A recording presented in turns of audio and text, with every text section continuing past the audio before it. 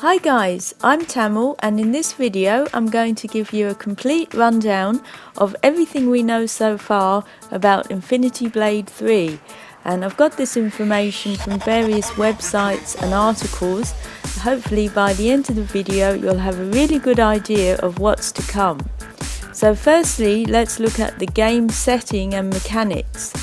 And the main part of this is the hideout, which is a base operation for Cirrus and Isa, and from here we'll be able to select which strongholds to attack because there's 8 new worlds, and it also provides a shelter for allies, so it seems we'll have allies in the new game.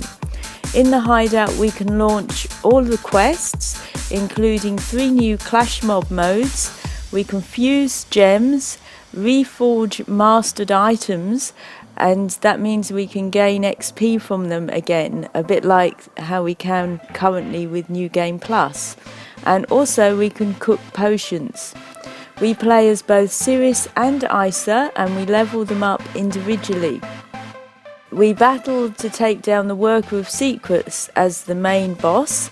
So there's 2 characters, 6 combat styles and hundreds of items, along with the 3 new clash mob modes. In the website it says that the world has become much more open and players can customize the characters and experience in many different ways. And the latest game is 8 times larger than Infinity Blade 1, and Chair is planning a series of updates that will further expand the universe through additional storylines, new enemies and boss fights. So onto the fighting style, and we have new fighting styles introduced. Cirrus companion Isa from the second Infinity Blade is now a playable character for Infinity Blade 3, and she has different fighting style of which are quick and nimble, and she uses a crossbow to damage the enemies before leaping into battle, and that's on the Epic Games website. We can see in the trailer that she uses a staff. We can also see from the screenshots that there are dual Infinity Blades, so that would be great to play with them. And also we can see from the dragon fight that Jeremy Mustard showed us that the way that we fight with the sword and shield looks completely different. He plays with the sword but loses the shield during the fight, and the slash arrow appears where previously that was just for heavy. He gets tossed around a lot during the fight, and the sword gets stuck in the ground and you need to tap to release it, so there's much more use of the tap function there.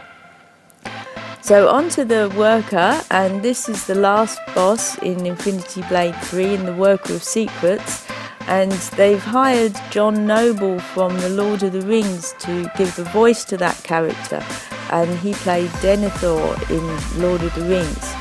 We find out in the trailer that the Worker says they have destroyed the world a dozen times before, so there's more backstory given in the Infinity Blade 3, and apparently there's 45 minutes of cutscenes included. We can see there that also the Worker has Thane's helmet. So when we look at the Worker's stronghold, it was reminiscent of the God King's room in Infinity Blade 1 with the holographic images, and he presents as a godlike character calling himself a divinity. Now the next tough one to beat is the dragon, and this has been introduced into Infinity Blade 3, and he is a recurring enemy, a persistent enemy in the game, and he appears throughout the Infinity Blade 3 game. They say on the website that you can't be certain when he's going to show up. You always need to be on your guard, and he has persistent health, which means that whatever damage you deliver in a fight, it will remain the next time you encounter him, and eventually we'll weaken him enough that we can have an epic battle to the death. And that's on the Infinity Blade website. So there's different fighting methods that we can see demonstrated by Jeremy Mustard to defeat him, and completely different to what we currently know. There's also a lot of new titans in the game, as well as some old favourites like the Horned Demon, Rookbane, the Horned Guardian, Shade, and the Feral Troll is there as well. But there are many new titans, and I'll show you those here that we can see from the trailer. So turning to Clash Mob, and although there's no direct multiplayer, we can team up with friends in the Clash Mob, and Donald Mustard in an article said we take on monsters, enemy fights and other foes within a set period of time to save the world. And there's going to be 3 new Clash Mob modes available from the interactive world map alongside the story quests. And they're offering week-long group-based challenges and Aegis tournaments where high scores are posted against other players to move on to further stages. There will be daily trials to test our skills and reward us with gold and battle chips. And the battle chips are in-game currency which are earned in battle challenges and other ways. So the new game will be launched alongside the iPhone 5S, and it's the first 64-bit game available. It's launching on September the 18th on iPhone and iPad only, and you need the iPhone 5S to experience the full 64-bit. However, it is compatible with also the iPhone 5C, the iPhone 5, the iPhone 4S and the iPhone 4, as well as the iPad 4th generation, 3rd generation, iPad 2, iPad mini and iPod Touch 5 and iPod Touch 4.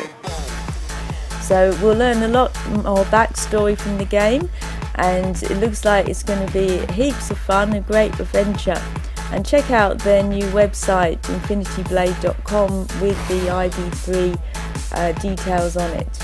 So thanks for watching the video, guys. Hope you got a good idea of the new game to come. If you enjoyed the video, please like, comment and subscribe to my channel. Thanks for watching. See you next time.